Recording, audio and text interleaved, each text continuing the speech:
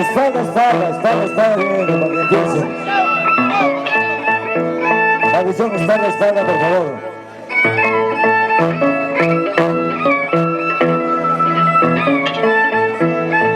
Y ahora sí, 3 minutos y 0. Silencio.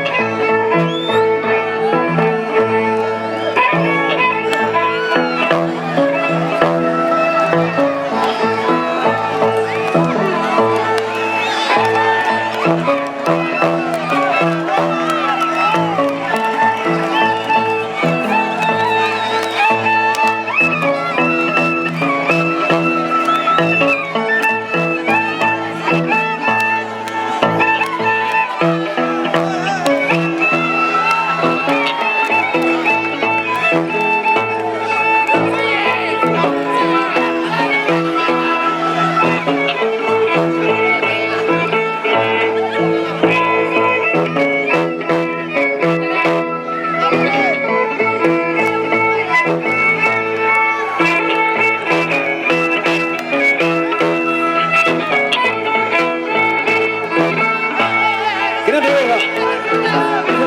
Por favor, sácalo.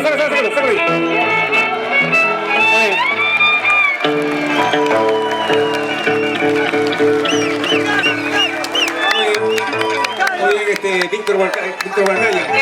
Muy bien. En hombro de sus simpatizantes, ambos protagonistas, ambos danzantes de tijera, hoy por hoy.